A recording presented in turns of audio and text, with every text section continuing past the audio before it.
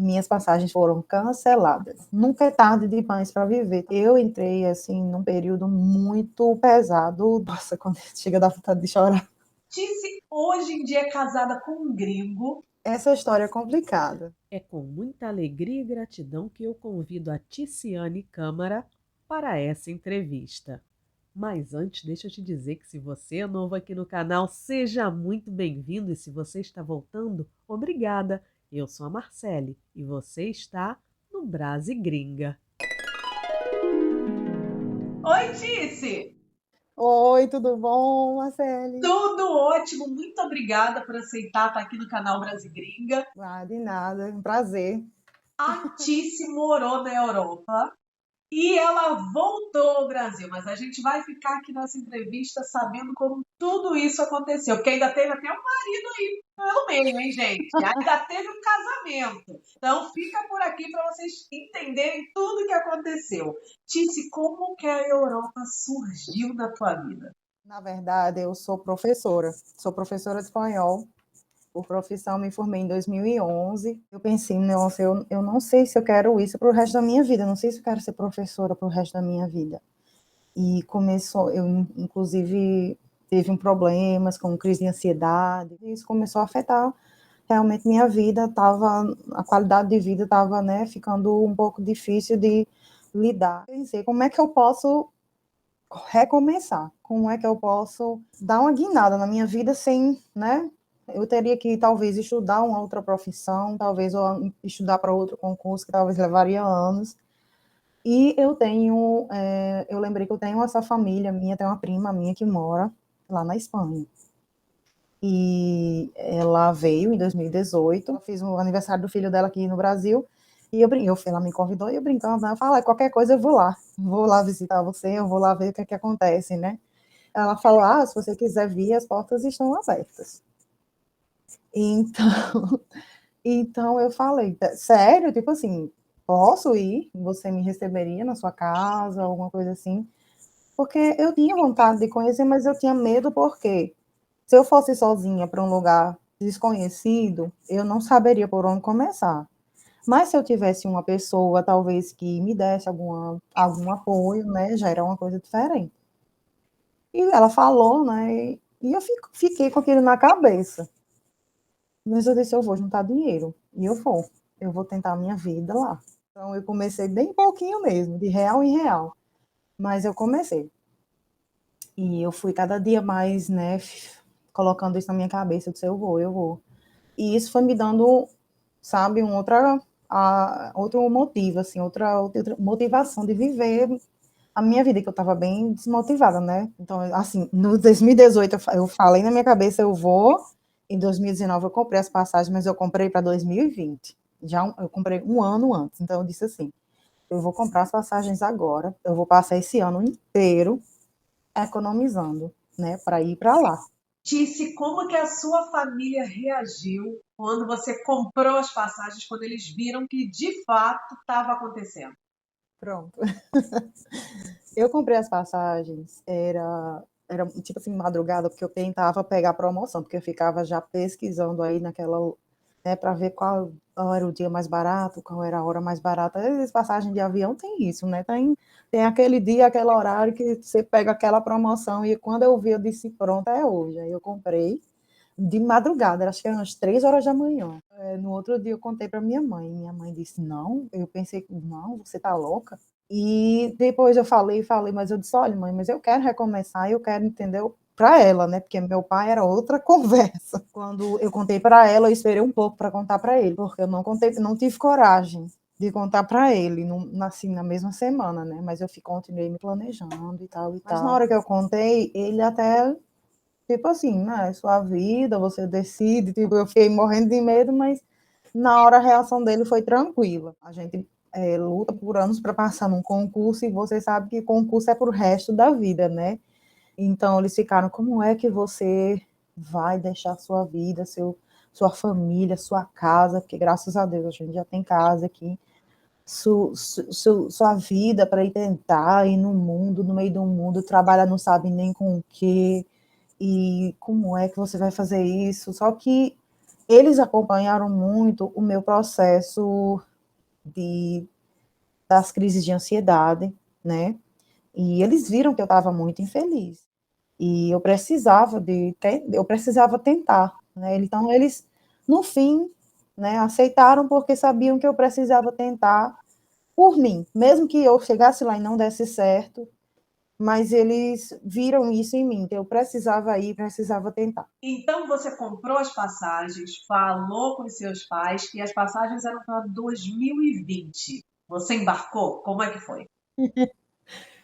Então, eu comprei as passagens para, como eu falei, né, eu comprei em abril de 2019 para abril de 2020. Só que eu não sei se você lembra o que aconteceu em abril de 2020. Então, em março de 2020 começou o negócio daquela doença lá, né? E fechou tudo, ninguém podia sair para lugar nenhum, ninguém podia viajar e minhas passagens foram canceladas. Nesse momento, eu imaginei que seria pouco tempo, eu imaginei que seria uma coisa rápida, né, que a gente conseguiria, daqui a 2 meses. Mas foi o que foi, e eu ainda tentei recomprar as passagens para novembro do mesmo ano, 2020. Só que em novembro de 2020 também eu tive que cancelar, né, porque dessa vez fui eu que cancelei, porque eu vi que não tinha condições de viajar.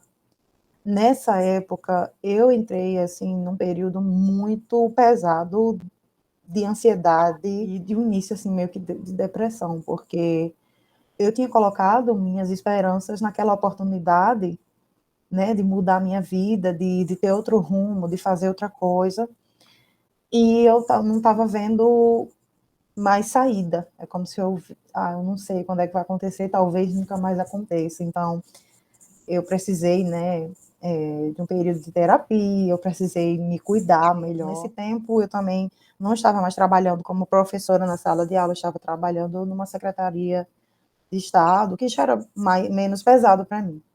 Mas eu sei que o tempo passou e, no fim, em novembro de 2021, eu consegui viajar. Aí sim, cheguei lá. E deu tudo certo? Como é que foi a sua chegada à Espanha? Como que você se adaptou? Eu cheguei lá, né, eu fiquei uns dias na casa da minha prima, ela me recebeu. Os primeiros meses eu ainda fiquei com a minha prima. Uns 3 meses depois foi 3 meses, eu comecei a dividir com uma senhora espanhola. Procurei, né, ver um quarto que eu acho que a minha cama hoje é maior que o quarto que eu ficava. Foram alguns meses bem interessantes, né? Foram um pouco intensos. Na minha adaptação, assim, como eu já falava espanhol, porque eu era professora de espanhol, né? Eu não fui com a expectativa de logo arranjar um emprego bom, né? Eu sabia que eu tinha possibilidades de como. Por quê? Porque entrei como turista, né? Eu não entrei com visto. Eu já sabia, porque na Espanha eles têm um processo de que se você entra como turista, se você passar 2 anos ou 3 anos, você consegue se regularizar. Não importa a sua nacionalidade. Eu acho que latino-americano sempre faz isso. Em verdade é essa. E eu conheci muitas pessoas, inclusive, que estavam no mesmo processo, né? A maioria dos brasileiros que vão para lá vão com essa expectativa, né? De se legalizar depois de um tempo. O que não é fácil. As pessoas, às vezes, pensam que é só estar lá e pronto. Mas não, você precisa de um contrato de trabalho, você precisa de tudo isso. Então, a maioria começa, né, trabalhando como? A gente vai na limpeza, a gente vai na cozinha, a gente vai de cuidar de criança e tal.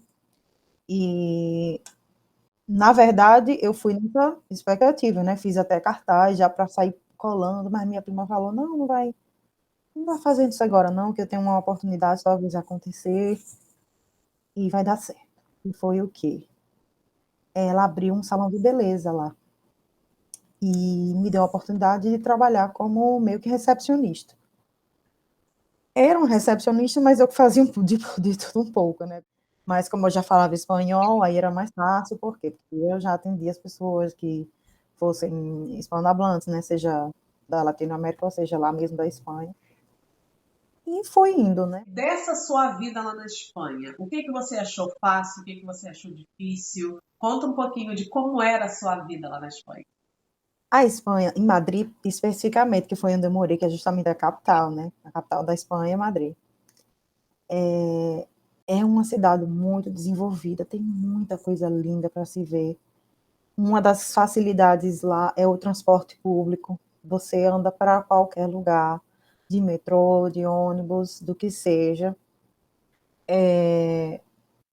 Como eu já falava espanhol, eu não tive muitas barreiras com a língua, apesar de ainda ser diferente. É um pouco diferente quando você sabe a língua como eu sabia, que era mais uma coisa gramatical, né? Porque quando você está na universidade, você não aprende bem a falar, você aprende a gramática, você aprende a ensinar.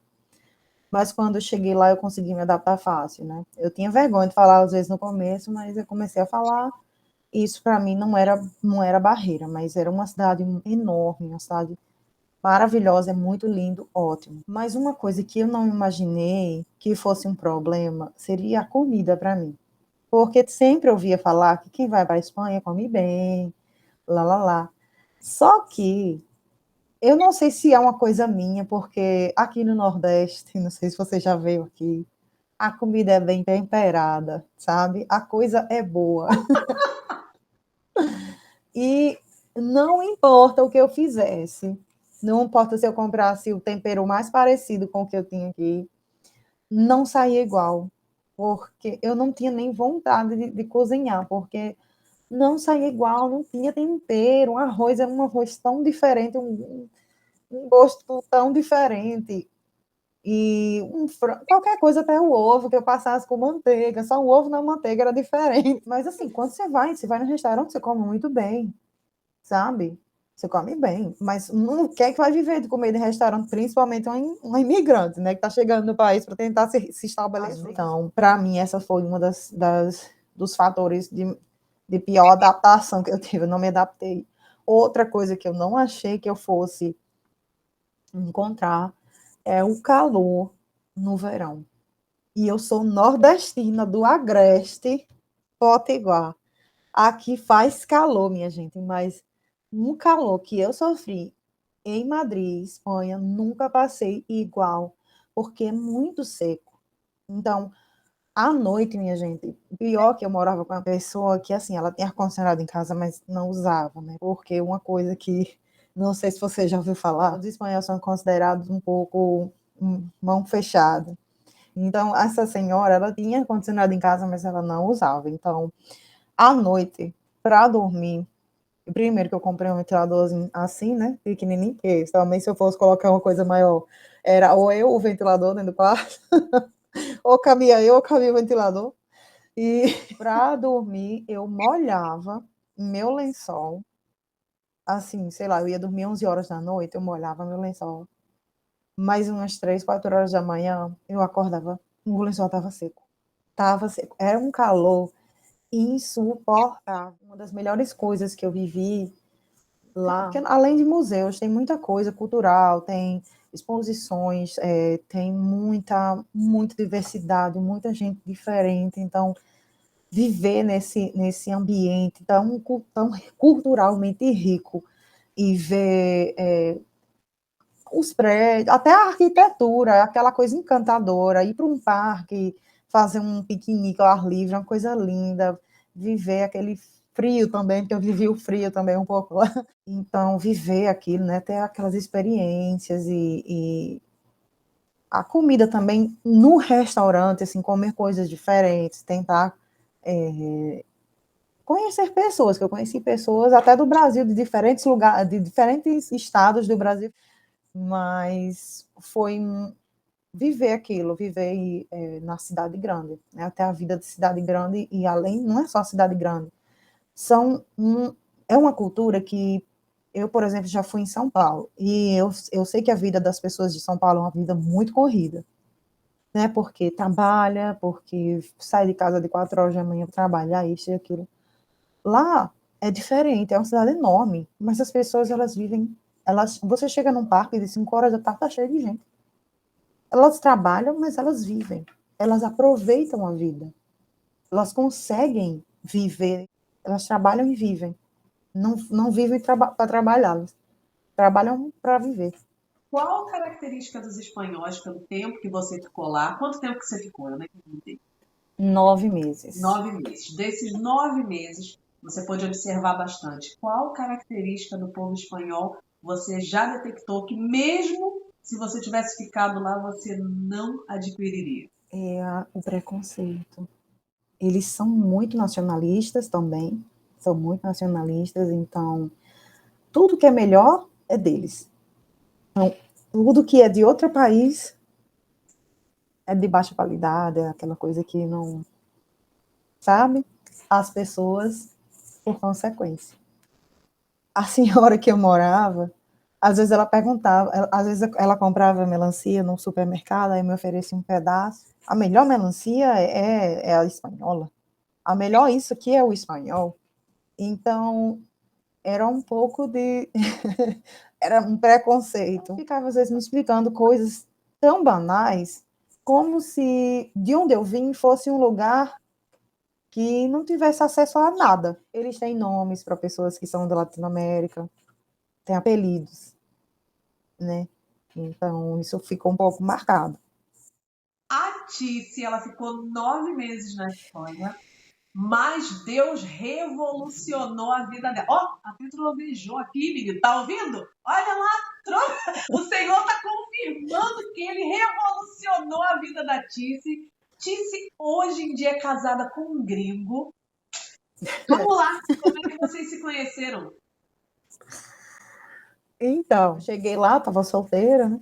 Eu fui ver o que é que acontecia pela internet, porque eu não sou uma pessoa muito de sair, de ir pela noite, nem nada. É um aplicativo que você responde uma penca de perguntas, né?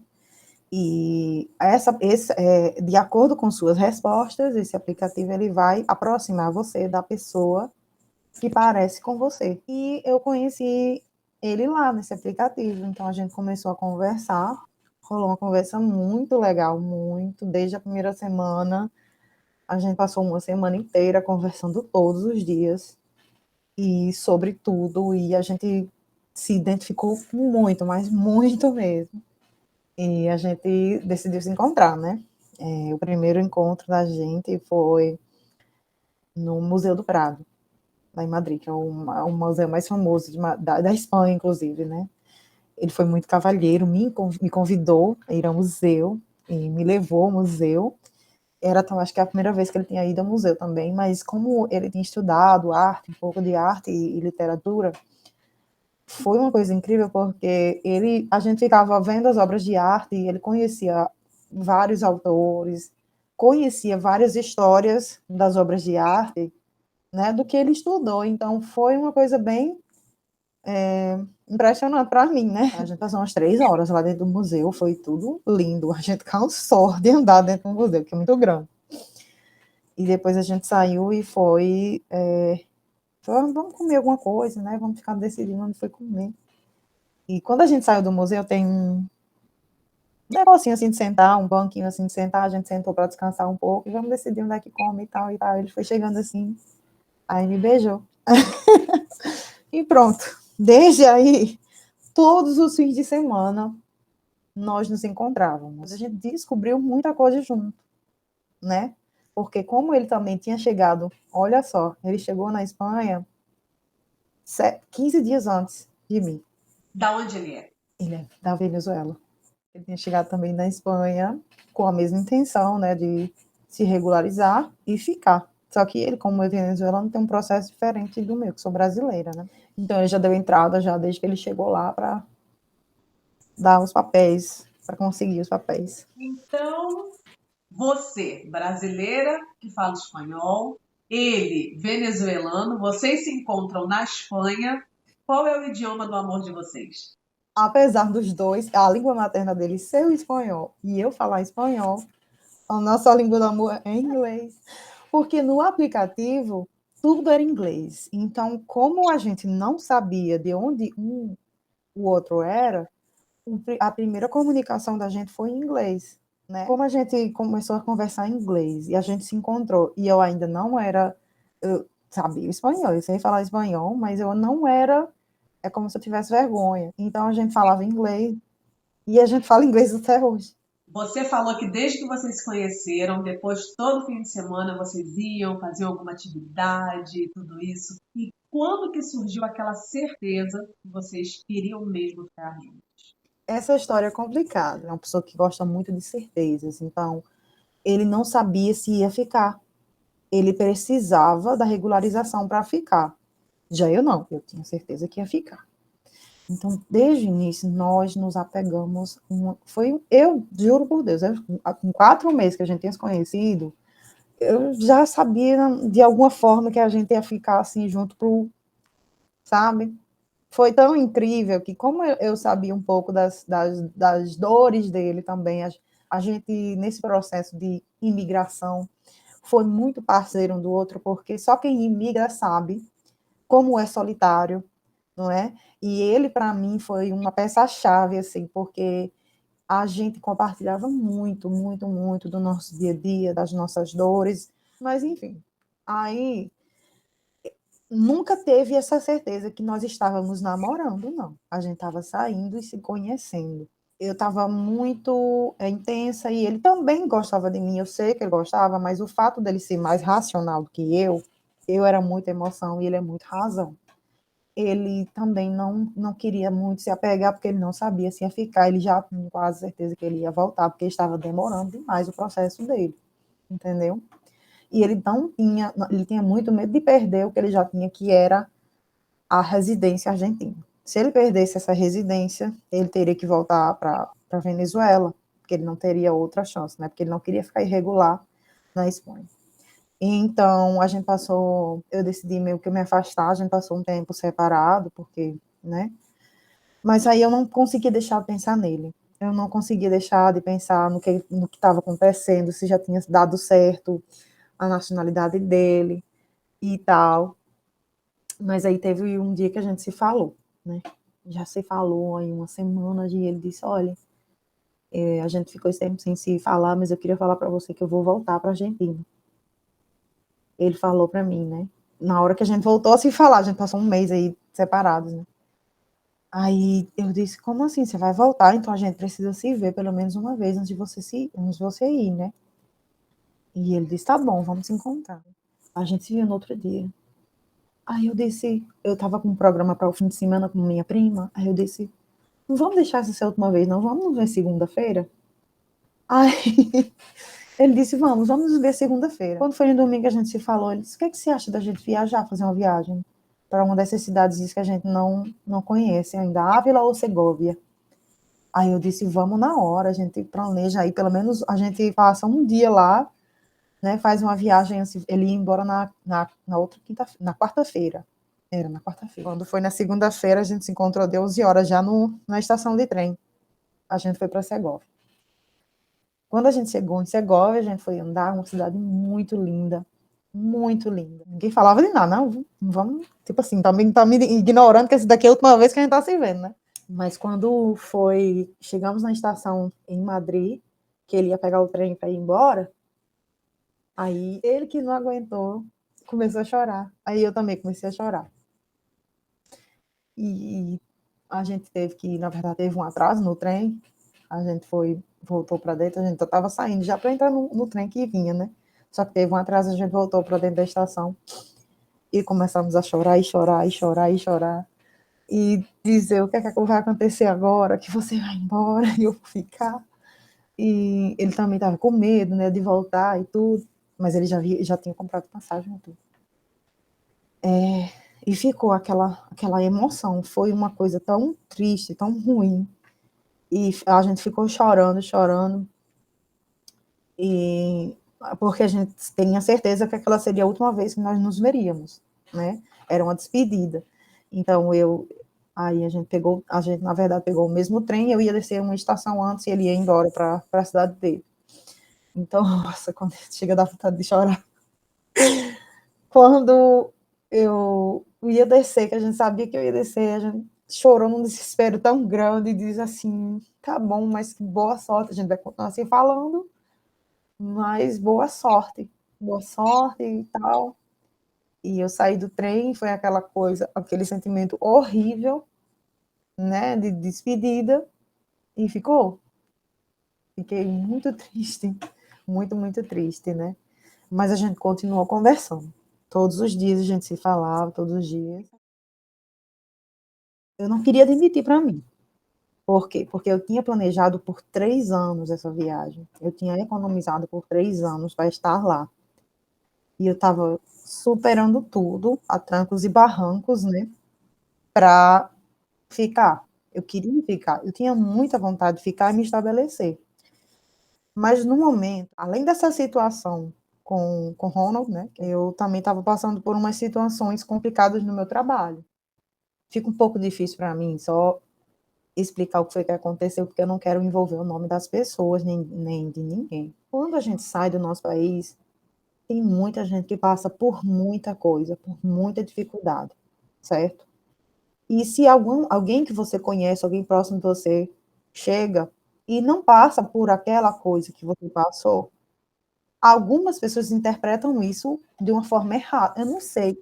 É como se essas pessoas quisessem que você também sofra, que você também passe por aquela dificuldade que essa pessoa passou, sabe? Então, meio que isso torna as pessoas amargas e invejosas de uma forma que eu nunca vi, que eu na minha vida nunca achei que ninguém teria inveja de mim, que eu não tenho nada, ninguém tem inveja.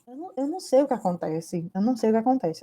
Simplesmente assim, eu tive algumas amizades legais, mas eu tive algumas pessoas na minha vida lá e eu nunca imaginei passar por perseguição de brasileiros, não de espanhóis, mas de brasileiros. Foi uma perseguição. Algumas pessoas, elas vivem em função da vida dos outros, eu não sei por quê, não sei como. Uma pessoa que sai do Brasil sem profissão nenhuma, sem habilidade nenhuma, e vai para um país diferente, que não sabe da língua, então já é uma situação bem diferente. Foi complicado, foi muito complicado, e eu passei muita coisa, muita pressão psicológica, que eu imaginei que eu não ia passar, né? E eu estava disposta a trabalhar do que fosse, mas uma coisa que eu não estava disposta era não viver em paz. Ficar cansado no fim do dia de trabalho tá ótimo, gente, todo mundo consegue, mas quando você vem para o lado emocional, você está longe da sua família, você está longe dos seus amigos, você não consegue confiar em ninguém, você não tem ninguém para contar, você mora com pessoas estranhas, você convive com pessoas estranhas, você ouve uma língua diferente todo dia. Além de tudo isso, sua estabilidade emocional está cada dia caindo, caindo, caindo. Então, não teve como eu me sustentar emocionalmente fora do país. Então, quando o Ronald saiu, era a pessoa com que eu desabafava, com quem eu ouvia aquela palavra, né, o meu acalento. Então, ajudou ainda mais a minha decisão, né, de voltar. E conta então como é que foi essa decisão, como é que foi da decisão até o embarque? Como eu já estava com 9 meses, 8 meses que eu estava lá, no meu trabalho não estava indo muito bem. Eu não estava também ganhando lá essas coisas. E a vida passando, o tempo passando, e eu não estava vendo muito como progredir. Eu já estava também muito triste já. E eu disse, quer saber? Eu vou embora. Eu vou comprar minha passagem e vou voltar para o Brasil, porque é o que eu faço melhor. Vou voltar para minha família. Uma coisa que eu não falei, que antes de ir, eu pedi uma licença do trabalho, que ela chama licença sem remuneração. Então, uma licença que você se afasta do trabalho, né? Mas na hora que você quiser voltar para o trabalho, você pode. Quando você é funcionário público, você pode fazer isso. Então, eu falei, ó, eu tenho uma família, eu tenho uma casa, eu tenho o meu trabalho que eu posso soltar. Então, eu tive privilégios, né? Não vou mentir, que às vezes a pessoa ela sai do Brasil, deixa tudo para trás e tem que aguentar, né? Ela tem que aguentar porque não tem para onde voltar. Às vezes, por mais que tenha uma família, mas às vezes a pessoa não quer, não sei, seja por N motivos, mas ela não quer voltar, ela não tem como recomeçar aqui outra vez, né? Mas eu tinha, né? Eu tive esse privilégio de ter deixado raízes, né, para onde voltar. Então eu falei para mim mesma, né, já que eu estou passando por tudo isso, que eu estou nessa situação emocional, eu vou voltar para o meu país, eu vou voltar para minha casa. E como que a sua família reagiu quando você deu essa notícia? Quando eu falei para minha mãe, e ela começou a chorar de alegria, porque ela disse: "Venha, minha filha, venha para casa, venha para sua casa, saia do meio do mundo e volte para casa". Uma pessoa muito importante também nesse processo era minha avó, que minha avó, ela é muito próxima de mim desde criança, todos meninos, eu sou a única menina. Então ela era muito apegada a mim, muito próxima, e ela chorou muito quando eu tive que sair, né? E quando eu falei para ela, nossa, foi a melhor notícia que eu podia dar. Ela nem acreditou, ela disse que só acreditava quando visse eu de volta. Falei para Rona também, eu disse: olha, quando eu decidi voltar, eu disse sim, eu vou voltar para casa, eu vou voltar para o Brasil. Isso foi uma semana depois de ele ter saído. Tudo isso aconteceu numa semana. Essa decisão aconteceu numa semana. E Ronald falou, quando eu falei que eu ia voltar, ele falou: então eu vou visitar você. Quando você chegar no Brasil, eu vou te visitar. E vamos fazer assim, ele disse. Você visitaria a Argentina? Porque no momento que eu disse assim que eu ia voltar, ele disse assim: então vamos fazer o seguinte, a gente vai decidir nossa vida. Eu vou para o Brasil, você vai para a Argentina, e a gente vai decidir onde que a gente vai ficar, porque a gente vai ficar junto. Não sabemos onde, mas a gente vai ver onde é que a gente vai ficar, se é no Brasil ou na Argentina, porque não dá certo a distância e eu quero você na minha vida. E como que foi a sua readaptação ao Brasil? Eu não vi a hora de voltar para casa. Quando eu comprei a passagem, eu já não vi a hora. Parecia que, assim, todo aquele peso que eu tinha de ter, ai, mas eu planejei isso aqui por tanto tempo, mas eu quis isso aqui por tanto tempo, foi embora no momento que eu comprei a passagem para ir para casa, porque quando eu disse assim, eu não vejo a hora de sair daqui e chegar em casa, deixar tudo isso aqui para trás e chegar em casa. Não que tenha sido, não é que não foi só coisa ruim, não foi só coisa ruim, mas eu precisava daquele aconchego, né? Então, quando eu cheguei, que eu vim para Fortaleza, Fortaleza é o aeroporto, ou Fortaleza ou Natal. Natal fica no meu estado, mas Fortaleza às vezes ainda fica melhor para vir. Meus pais foram me buscar no aeroporto. Eu ainda lembro da sensação de ter primeiro chegado no Brasil e depois de ter visto meus pais. Do quanto eu chorei de felicidade. Eu fiz surpresa para um monte de gente, porque ninguém sabia, só minha família. Só sabia minha avó, porque eu não podia fazer isso com ela, que eu ia matar ela do coração. E meus pais, só sabiam essas pessoas. E ouvir o português foi aquela coisa. Não é que eu não entendesse, mas é como se eu tivesse acostumando o meu ouvido a uma coisa diferente. Uma das primeiras coisas que eu percebi, né? A comida, meu Senhor, como eu sentia saudade da comida, do cuscuz. Eu Olha, tinha cuscuz lá, mas não era, nem o cuscuz era a mesma coisa. Um arroz de leite que minha mãe faz, a carne, o churrasco, Senhor. Tudo, tudo, tudo, tudo, tudo, que eu sentia saudade. A coisa mais prazerosa da vida foi ter voltado e comer comida brasileira, que não tem igual. Não tem igual a comida brasileira.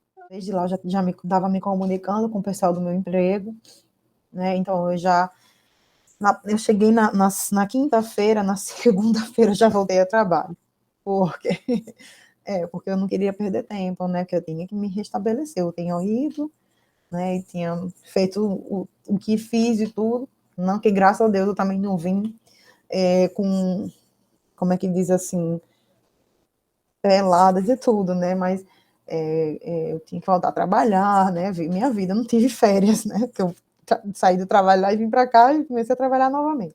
Quando eu vim para cá, estava acabando o verão, então foi do calor para o calor, mas o calor aqui é menor, vou dizer. E até hoje, o que eu ainda sinto um pouco de saudade da questão da sensação de viver uma cidade grande que tem cinema, porque, por exemplo, aqui onde eu moro nem tem cinema, é tão pequenininho que nem tem cinema, mas de ter essas experiências, né, de visitar museus, monumentos, é coisa cultural, né, e aquela sensação de estar naquele mundo, assim, multicultural, eu tenho essa saudade, mas fora isso, eu sou eu meio que não é que eu não valorizasse a vida que eu tinha antes, mas eu com certeza amadureci em muitas coisas e eu dou muito, muito mais valor a pequenas coisinhas, não que eu não desse, mas eu dou muito mais agora. Conte para nós do seu casamento. Então, eu cheguei, nossa, menos de um mês, não, com 15 dias que eu tinha chegado aqui, ele já comprou a passagem. Comprou a passagem, em menos de um mês que eu tinha chegado, ele chegou aqui. Mulherada que está assistindo agora, vocês estão vendo? Quando o homem quer, ele faz. Ele não vai arrumar desculpas. Ele vai dizer que vai fazer e vai fazer. Olha o exemplo de Tice. Ela brotou no Brasil e olha aí. Eu disse, mamãe, eu tô voltando. E na brincadeira, eu disse assim, mamãe, eu tô voltando, mas eu tô voltando com o marido. Aí ela disse, que história é essa, menina? Que história de marido? Que não conheceu ninguém, vai trazer a espanhol para cá? Eu disse, não, não, não, não é nada não, não sei o quê. Não, mas teve quando a gente começou a se encontrar, assim, uns meses que a gente tava se vendo, eu tinha contado para ela que eu tava vendo essa pessoa e tal e tal. Mas aí, quando eu falei que eu cheguei mesmo do Brasil, né, que eu só deixei para contar pessoalmente, eu disse, olha, mãe, é assim, eu conheci essa pessoa, o nome dele é Ronald, e ele é venezuelano, mas ele mora na Argentina, a gente se conheceu lá, mas ele já voltou para a Argentina, mas ele vem para cá, ele vem aqui, vem me visitar e conhecer vocês, e eu vou lá, eu vou conhecer a Argentina, e daí a gente vai ver o que acontece. Ela disse, mas você tem certeza? Você gosta dessa pessoa? Eu disse, gosto, tenho certeza. Ela disse, tá bom, quando ele chegar aqui, a gente vê. Eu contei para papai também, papai é aquela pessoa que ele só acredita assim vendo, né? Ele não deu muita cartaz, não acreditava muito que essa pessoa vinha, não. Mas aí veio, né? Da Argentina para São Paulo, para Fortaleza, de Fortaleza, foi 19 horas de viagem para essa pessoa chegar aqui. E é só um país vizinho, né? Não, mas foi 19 horas. Um coitado chegou acabado, né? Mas vamos lá. Cidade do tamanho, ó, de um povo. Ele nasceu, na verdade, na capital, né? Que é Caracas, da Venezuela. Já morou na Inglaterra, já morou em Madrid, né? Morava em Buenos Aires, só cidadona grande, né? Só vem parar no interior do Rio Grande do Norte. Não, mas vamos ver. Vamos passou aqui na primeira semana ele odiou, porque a cidade não tem nada para fazer. Mas só que ele veio para passar 3 semanas, mas só que foi o tempo passando, ele foi conhecendo meus amigos, ele foi conhecendo a minha família, né? E minha família também foi conhecendo ele. E aquela barreira da comunicação, que ele não fala nada de português, não fala nada, fala alguma coisa agora, mas antes não falava nada. Mas veio, passou aqui um tempo, né? Conheceu todo mundo, conheceu o calor, o amor brasileiro, não é? Porque a gente tem uma forma de tratar as pessoas, ele fica espantado até hoje. Como as pessoas aqui são boas, é aquele calor humano, principalmente na cidadezinha pequena, né? Que o pessoal que senta na calçada para conversar de noite, os vizinhos, né? Então, é aquela amorosidade que quem vive em cidade grande não tem. No dia que ele foi embora, ele falou, não quero ir, não. Ah, eu não queria ir, não. Eu disse, tá bom, mas vamos ver. Não, ainda vou para lá. Eu também não acreditava que ele ia gostar muito, não. Mas quando ele chegou lá, que passou uns 2 dias assim, ele disse, eu vou voltar. Ele já sabia que ia voltar. A economia da Argentina não é aquela estabilidade, né? Então, a gente sabe que a gente ia ter bem mais dificuldade se a gente tivesse escolhido viver lá, mas eu fui, ele foi embora no final de novembro, e eu fui no final de dezembro. Fui dia 26 de dezembro para lá, passei também 3 semanas, achei tudo lindo, certo? Mas quando a gente estava lá, a gente já foi comprar a passagem dele para ele vir e já ajeitar toda a documentação que a gente precisava para casar. Mas quando ele chegou, foi, ele trouxe as alianças e me pediu em casamento, né, formalmente. A gente foi passar um fim de semana numa cidadezinha próxima, que tem uma serra, uma coisinha assim, e ele me pediu em casamento. Foi simples, mas ele escreveu dentro da aliança a data que a gente se conheceu e a cidade, que foi Madrid. E foi no cartório mesmo, com a tabeliã e com minhas amigas. A gente tirou umas fotinhas depois, uma coisinha assim. Mas foi muito simples. Não foi nada elaborado, a gente não tinha condições e também o processo demorou tanto que a gente só queria casar. E a vida de casada, como é que é? O que você está achando? É uma coisa tão diferente. Somos pessoas muito diferentes, né? Ele é uma pessoa extremamente organizada, graças a Deus. Eu achei uma pessoa extremamente. Eu não sou desorganizada, não, mas ele é mais organizado do que eu.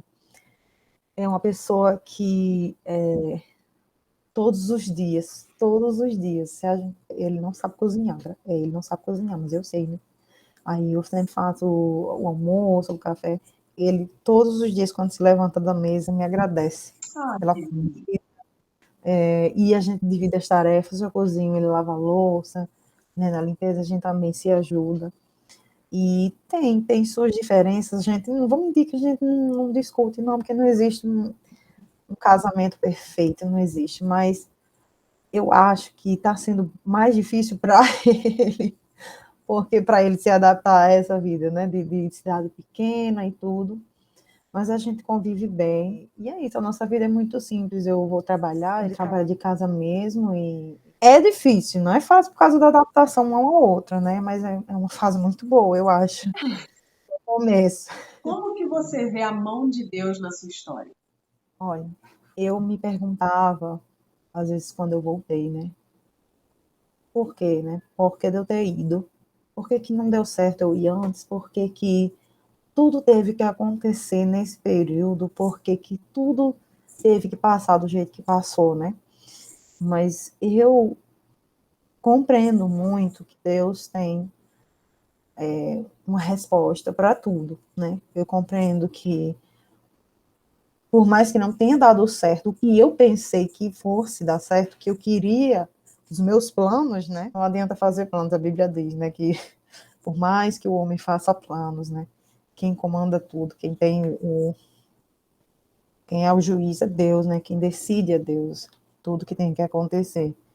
Então, eu vejo muito Deus, eu sei que pode até parecer uma coisa fútil, dizer que eu fui, mas eu fui para conhecer Ronald, eu creio, porque ele chegou 15 dias antes, saiu quase 3 semanas antes de mim, né? A gente passou o mesmo tempo lá. Então, eu acho isso muito magnífico de Deus na minha vida. É muito louco. E eu vejo muito. É Deus, não tem explicação, porque eu tenho certeza que é Deus que move minha vida, que, que move as engrenagens do mundo. E que Deus me deu esse presente, né? Gente, a Tice tem um canal aqui no YouTube. Tice, convida as pessoas lá para o seu canal. Um canal que, na verdade, eu fiz num tempo, né, que eu estava me sentindo bem triste com a minha vida. Então, o canal se chama O Mundo em Mim. É um canal sobre minha vida, não tem. No começo eu achei que ia ser sobre viagem, sobre a minha vida fora, mas não, é um canal na minha vida, não tem uma vida, uma pessoa normal, porque eu criei um canal para ver gente como eu na internet. Me faz bem, eu gosto de fazer vídeo para para me sentir bem, para me distrair também. Então é lá, o mundo em mim. meu canal principal. Tice, muito obrigada pelo seu tempo, sua disponibilidade, por compartilhar conosco essa trajetória que Deus está permitindo que você viva. Muito obrigada mesmo. Obrigada a você, que oportunidade única essa, porque eu gosto de contar essa história, porque eu acho que é uma coisa tão interessante, por mais que eu seja uma pessoa mais simples da vida, por mais que eu seja uma pessoa mais, mas eu acho uma coisa tão interessante em compartilhar, porque eu acho que ensina às vezes que a gente nunca sabe o que é que tem que tá para viver, e nunca é tarde demais para viver também. Se você acha que é tarde para você dar uma guinada na sua vida e mudar, eu tinha 33 anos quando eu saí daqui do Brasil para a Espanha, então nunca é tarde, sabe? Não existe tempo certo para as coisas, e tenha fé de que, por mais que hoje esteja difícil, no futuro você vai saber, você vai entender, você vai ver que tudo é uma lição e tudo tem seu lado positivo. Eu acredito muito nisso. Tudo tem seu lado positivo. Muito Tice, obrigada. muito obrigada mesmo. Beijo, beijo e até Beijo. a próxima. Tchau.